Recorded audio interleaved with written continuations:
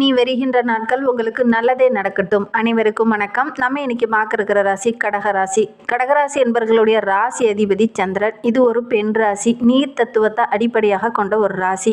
பெரும்பாலும் இந்த கடகராசி என்பவர்களுடைய ராசி சின்னம் பார்த்தீங்கன்னா நண்டு. நண்டு எப்படி நீர்லேயும் நிலத்துலையும் வாழுதோ அது மாதிரி இவங்க எங்கே போனாலும் பிழைச்சி கொள்ளக்கூடியவங்கள இந்த கடகராசி என்பவர்கள் இருப்பாங்க அப்படின்னு சொல்லலாம். ஒரு உயர்ந்த லட்சியவாதிகள் அப்படின்னு சொல்லலாம். ஒரு சில இடத்துல இந்த கடகராசி என்பவர்கள் நல்ல ஒரு சுறுசுறுப்பாக செயல்படுவாங்க. திறமைக்கு நல்ல ஒரு அங்கீகாரம் கிடைக்கும். நல்ல ஆற்றல் உடையவங்க, எல்லோருக்கிட்டையும் ரொம்ப சகஜமாக பழகக்கூடியவங்க அப்படின்லாம் பெயர் எடுத்திருக்கக்கூடியவங்க இந்த கடகராசி என்பர்கள் அப்படின்னு சொல்லலாம். என்ன ஒரு காரியத்தில் இறங்கிட்டாங்க அப்படின்னா அதை தீர ஆலோசித்து தான் இறங்குவாங்க. டக்குன்னு இறங்க மாட்டாங்க. அதை துணிஞ்சிட்டாங்க அப்படின்னா அதில் வெற்றி பெறதுக்காக கடுமையாக உழைக்கக்கூடியவங்களாம் இந்த கடகராசி என்பர்கள் இருப்பாங்க அப்படின்னு சொல்லலாம். இது காலச்சக்கரத்துக்கு 4வது ராசி என்பதனால, ஒரு பெண் ராசி என்பதனால பெரும்பாலும் இந்த ராசிக்காரங்க ஒரு விஷயத்தில் இறங்கினாங்க அப்படின்னா கடுமையாக உயிர் மூச்சாக அதில் இறங்கி வெற்றி பெறக்கூடிய ஒரு ராசி அப்படின்னா இந்த கடகராசி என்பர்களை சொல்லலாம். மற்றவங்களுக்கு தொண்டு செய்கிறது ரொம்ப பிடிக்கும். அதே மாதிரி இந்த ராசிக்காரங்க யாருக்கும் கடன் வாங்கி கொடுக்கக்கூடாது. கடன் வாங்கி கொடுத்துட்டாங்களா அந்த கடனை கட்ட வேண்டிய ஒரு கட்டாயம் இவங்களுக்கு ஏற்படும். ரொம்ப வைராகியமானவங்க, நல்ல ஒரு மனோபலம் உள்ளவங்கலாம் இந்த கடகராசி என்பர்களை சொல்லலாம். நண்பர் கூட அதிக நேரம் செலவிடுறது உங்களுக்கு பிடிக்கும். அதிர்ஷ்டசாலி நண்பர்கள் இவங்களுக்கு நிறைய கிடைப்பாங்க. ரொம்ப நம்பிக்கையான நண்பர்கள்லாம் இந்த கடகராசி என்பர்களுக்கு அதிகமாக கிடைப்பாங்க அப்படின்னே சொல்லலாம். அதே மாதிரி இந்த கடகராசி என்பர்கள் பொறுத்த வரைக்கும் இந்த ஒரு சில பழமொழிகள் சொல்லுவாங்க, நண்டு கொளுத்தா வலையில் தங்காது அப்படின்னு. அதுபோல தான் கொஞ்சம் பணம் கையில் இருந்துச்சுன்னா கொஞ்சம் ஜாலியாக வெளியில் ஊர் சுற்றக்கூடியவங்களாகவும் ஒரு சில கடகராசி என்பர்கள் இருப்பாங்க அப்படின்னே சொல்லலாம். மற்றவங்களுக்கு ஒரு உதவி அப்படின்னா முன்னே நிற்கக்கூடியவங்களாக இருப்பாங்க.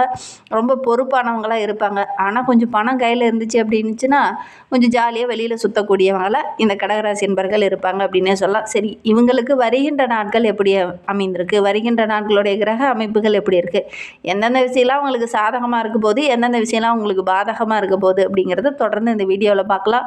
நீங்கள் இப்போ தான் ஃபஸ்ட் டைமாக நம்ம சேனலில் பார்க்குறதா இருந்தால் நம்ம சேனலை சப்ஸ்கிரைப் பண்ணிவிட்டு கூடவே இருக்கிற பெல் ஐக்கானையும் கிளிக் பண்ணிக்கோங்க. அப்போ தான் நாங்கள் போடுற ஒவ்வொரு வீடியோவுமே உங்களுக்கு நோட்டிஃபிகேஷனாக வரும். நீங்கள் கடகராசி அன்பராக இருந்தால் மறக்காமல் நம்மளுடைய சேனலுக்கு ஒரு லைக் கொடுத்துட்டு, உங்களுடைய உறவுகள் வகையில் நண்பர்கள் வகையில் யாராவது கடகராசி அன்பர்கள் இருக்காங்க அப்படின்னா மறக்காமல் இந்த வீடியோவை அவங்களுக்கும் ஷேர் பண்ணிவிடுங்க. கடகராசியில் நீங்கள் எந்த நட்சத்திரத்தில் பிறந்தீங்க, உங்களுடைய இஷ்ட தெய்வ பெயர் என்ன, உங்களுடைய குலதெய்வ பெயர் என்ன அப்படிங்கிறத மறக்காமல் எங்களுடைய கமெண்ட் பாக்ஸில் தெரிவிங்க. உங்களுக்கு ஜோதிட ரீதியாக ஏதாவது சந்தேகம் இருக்குது, ஜோதிடர்கிட்ட ஏதாவது ஆலோசனை வேணும் அப்படின்னா டிஸ்கிரிப்ஷனில் ஜோதிடரோட வாட்ஸ்அப் நம்பர் கொடுக்கப்பட்டிருக்கு. அந்த நம்பருக்கு கால் பண்ணி முன்பதிவு செய்துக்கோங்க. உங்களுடைய சந்தேகங்களுக்கு நல்ல ஒரு தீர்வு கிடைக்கும். ராசி சக்கரத்தில் 4வதாக வரக்கூடிய கடகராசி என்பவர்களுக்கு அடுத்து வருகின்ற 7 நாட்களும் எப்படி அமைந்திருக்கு, ஒரு உறவு உங்களை விட்டு பிரிய போகுதுன்னு சொல்லியிருக்கோம். அது எந்த உறவு அப்படிங்கிறதையும் தொடர்ந்து பார்க்கலாம் வாங்க. 5ஆம் இடத்துல இருக்கக்கூடிய சூரியன் டிசம்பர் மாதம் 16ஆம் தேதிக்கு அப்புறம் பார்த்திங்கன்னா 6ஆம் இடத்திற்கு மாறுவது மிகப்பெரிய ராஜயோகம் நம்மளுடைய கடகராசி என்பவர்களுக்கு அப்படின்னே சொல்லலாம். இந்த குழப்பத்தில் இருந்த அந்த மனநிலை கொஞ்சம் கொஞ்சமாக மாறும். உங்களுடைய மனோதைரியம் அதிகரிக்கும். அந்த காலகட்டத்தில் பார்த்திங்கன்னா செவ்வாயும் இணைந்திருக்கிறதுனால புதிய முயற்சி எல்லாமே உங்களுக்கு வெற்றியாக இருக்கும். நிறைய நிலப்புலம் வாங்கக்கூடிய அமைப்பு இருக்குது. உங்களுடைய குறிக்கோளை நோக்கி அந்த காலகட்டத்தில் பயணம் செய்வீங்க. அது எல்லாமே ஓரளவுக்கு சாதகமாக அமையக்கூடிய ஒரு யோகமான காலகட்டமாக வருகின்ற நாட்கள் அமைந்திருக்கு அப்படின்னே சொல்லலாம். ஒவ்வொரு விஷயத்துலேயும் தைரியத்தோடு இறங்குவீங்க. எதை செஞ்சாலும் ஒரு சாதனை புரியக்கூடிய அமைப்பு இருக்குது. எந்த காரியத்தில் இறங்குனீங்கனாலும் நல்ல ஒரு வெற்றி பெறக்கூடிய அமைப்பு இருக்குது. தைரியம் ரொம்ப சிறப்பாக இருக்குது. அதோடு கூட கடுமையாக உழைப்பீங்க. நல்ல ஒரு முன்னேற்றத்தை வருகின்ற நாட்களில் இந்த கடகராசி என்பர்கள் எதிர்பார்க்கலாம் அப்படின்னே சொல்லலாம். அதோடு கூட குருவோடைய பார்வை 5ஆம் இடத்துல பதிவுனால பூர்வீக சொத்து சம்பந்தமான பிரச்சனையெல்லாம் இந்த காலகட்டத்தில் ஒரு முடிவுக்கு வரும். பூர்வீகத்தில் எல்லாமே இந்த காலகட்டத்தில் சரியாகும்.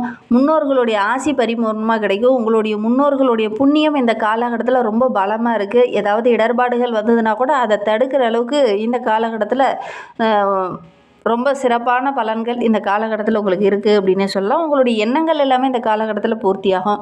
பூர்வீக சொத்து சம்மந்தமான பிரச்சனைலாம் ஒரு முடிவுக்கு வரும். உங்களுடைய பூர்வீக குலதெய்வத்தை இந்த காலகட்டத்தில் நீங்கள் வழிபடுறது நல்ல மாற்றத்தை கொடுக்கும்.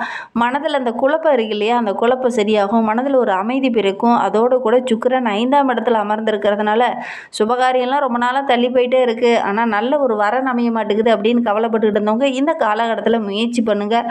உங்களுடைய வீட்லேயும் கூட ஏதாவது ஒரு மங்கள ஓசை கேட்கக்கூடிய அமைப்பு இருக்குது அப்படின்னு சொல்லலாம்.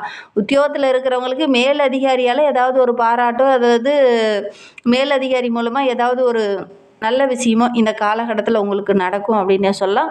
ஒரு சில அன்பர்களுக்கு சக ஊழியரால் சின்ன சின்ன பிரச்சனைகள் வரலாம். கவனமாக செயல்படுறது ரொம்பவும் நல்லது. இந்த காலகட்டத்தில் உங்களுடைய கணவன் மனைவிக்கிடையே பார்த்திங்கன்னா சின்ன சின்ன கருத்து வேறுபாடுகள் அப்பப்போ ஏற்படும்.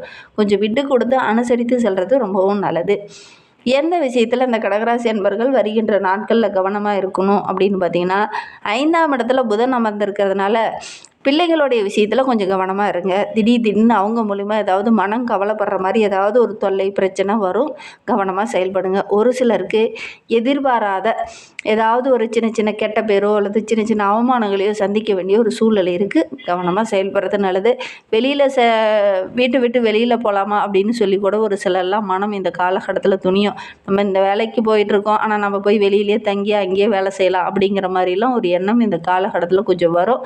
கவனமாக செயல்படுங்க. நிறைய மனதில் குழப்பமாக இருக்குது அப்படின்னா, வீட்டில் நம்பிக்கைக்குரியவங்க இருக்காங்க அப்படின்னா அவங்கக்கிட்ட கொஞ்சம் மனம் விட்டு பேசுங்க. கண்டிப்பாக அந்த மன குழப்பத்திற்கு ஒரு தீர்வு கிடைக்கும். வீட்டில் பத்திரம் இருக்கு இல்லையா, அதெல்லாம் ரொம்ப முக்கியமான ஆவணங்கள்லாம் ரொம்ப பத்திரமா வச்சுக்கோங்க. இல்லை அப்படின்னா மிஸ் ஆகக்கூடிய ஒரு சூழ்நிலையில் இருக்குது. விலை உயர்ந்த பொருளெல்லாம் வீட்டில் வச்சுருக்கீங்க அப்படின்னா அதெல்லாம் கொஞ்சம் கவனமாக பார்த்துக்கிறது நல்லது. இன்னுமே வாழ்க்கை ரொம்ப சிறப்பாக இருக்கணும், ரொம்ப மகிழ்ச்சிகரமாக இருக்கணும் அப்படின்னு நினைக்கிற நம்மளுடைய கடகராசி என்பர்கள் குலதெய்வ வழிபாட்டை இந்த காலகட்டத்தில் செய்யுங்க. கண்டிப்பாக நல்ல பலனை நீங்கள் எதிர்பார்க்கலாம். அதோடு கூட உங்களுடைய இஷ்ட தெய்வ வழிபாடு நல்ல மாற்றத்தையும் நல்ல ஒரு முன்னேற்றத்தையும் கொடுக்கும்.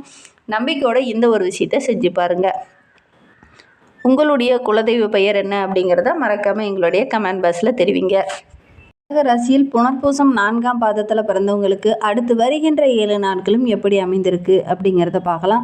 உழைப்பால் உயர்வு காணக்கூடிய ஒரு அற்புதமான நாட்களாக வருகின்ற நாட்கள் அமைந்திருக்கு அப்படின்னே சொல்லலாம். உங்களுடைய மனோதைரியமும் உங்களுடைய தன்னம்பிக்கையும் இந்த காலகட்டத்தில் ரொம்ப சிறப்பாக இருக்கிறதுனால எடுக்கிற காரியங்கள் ஓரளவுக்கு வெற்றியாக அமையக்கூடிய ஒரு யோகமான வாரமாக வருகின்ற வாரம் உங்களுக்கு அமைந்திருக்கு அப்படின்னே சொல்லலாம். எடுக்கிற காரியத்தை கணக்கச்சிதமாக முடிப்பீங்க. ஏன்னா குரு வக்கரகம் அடைந்திருப்பதனால சின்ன சின்ன செலவுகள் வரும். மற்றபடி உங்களுடைய மனோதைரியம் ரொம்ப சிறப்பாக இருக்குது. அதனால் எடுக்கிற காரியத்தை கரெக்டாக வெற்றி காணக்கூடிய அமைப்பு இருக்குது அப்படின்னு சொல்லலாம். போட்டியாளர்கள் உங்களை விட்டு விலகி செல்வாங்க. எடுக்கிற வேலையை போராடி வெற்றி பெறக்கூடிய அமைப்பு இருக்குது அப்படின்னு சொல்லலாம். தேவையற்ற கொஞ்சம் அலைச்சல் வரும். உடல் ஆரோக்கியத்தில் மட்டும் அப்பப்போ சின்ன சின்ன பாதிப்புகள் வரும். கொஞ்சம் கவனமாக செயல்படுறது ரொம்பவும் நல்லது. பூசம் நட்சத்திரத்தில் பிறந்தவங்களுக்கு அடுத்து வருகின்ற 7 நாட்களும் எப்படி அமைந்திருக்கு அப்படிங்கிறத பார்க்கலாம். ராகு சனி இவங்க சின்ன சின்ன சோதனையை தந்தாலும் கூட செவ்வாய் மிகப்பெரிய பலமாக உங்களுக்கு அமர்ந்திருக்கிறார். அவருடைய அருளால் எவ்வளோ பிரச்சனை வந்தாலும் சங்கடம் வந்தாலும் அந்த பிரச்சனைகள் வருகின்ற நாட்களில் சரியாகும் அப்படின்னே சொல்லலாம். நினைத்ததை சாதிப்பீங்க.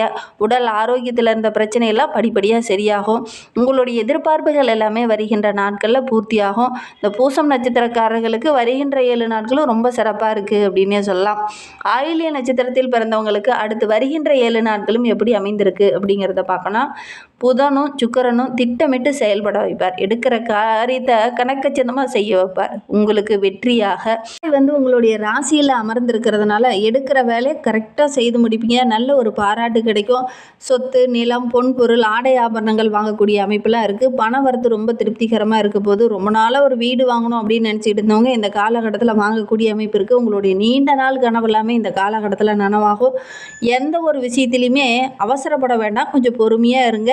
இந்த காலகட்டத்தில் எந்த ஒரு விஷயத்துலையும் கொஞ்சம் குழப்பம் இருக்குது அப்படின்னா கொஞ்சம் தெளிவான முடிவு எடுத்ததுக்கப்புறம் அந்த விஷயத்தில் இறங்குறது நல்லது. ஒரு தொழிலே தொடங்க போகிறீங்க அப்படின்னா கூட அதில் குழப்பிட்டு மனதில் இது கரெக்டாக வருமா வராதா அப்படிங்கிற மாதிரி யோசிச்சுட்டு அதுக்கப்புறம் அந்த தொழிலை தொடங்க வேண்டாம். ஒரு தெளிவான முடிவு கிடைச்சதுக்கப்புறம் நீங்கள் அந்த தொழிலில் இறங்குங்க. கண்டிப்பாக நல்ல ஒரு பாராட்டோ அல்லது நல்ல ஒரு முன்னுக்கோ வர முடியும். அதோடு கூட எந்த ஒரு விஷயத்துலையும் கொஞ்சம் அவசரம் காட்ட வேண்டாம். உங்களுடைய சுய ஜாதகத்தை ஒரு முறை ஜோதிடர்கிட்ட காமிச்சு தசாபுத்தி கரெக்டாக இருக்கா, கிரக அமைப்புகள் எப்படி இருக்குது அப்படிங்கிறத ஒரு முறை பார்த்துக்கோங்க.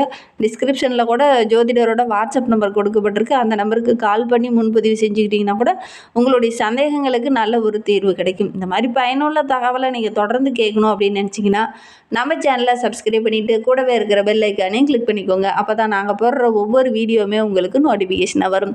நீங்கள் கடகராசி அன்பராக இருந்தால் மறக்காமல் நம்மளுடைய சேனலுக்கு லைக் கொடுத்துட்டு உங்களுடைய உறவுகள் வகையில், நண்பர்கள் வகையில் யாராவது கடகராசி அன்பர்கள் இருக்காங்க அப்படின்னா மறக்காமல் இந்த வீடியோவை அவங்களுக்கும் ஷேர் பண்ணிவிடுங்க. கடகராசியில் நீங்கள் எந்த நட்சத்திரத்தில் பிறந்தீங்க, உங்களுடைய இஷ்ட தெய்வ பெயர் என்ன, உங்களுடைய குலதெய்வ பெயர் என்ன அப்படிங்கிறத மறக்காமல் எங்களுடைய கமெண்ட் பாக்ஸில் தெரிவிங்க.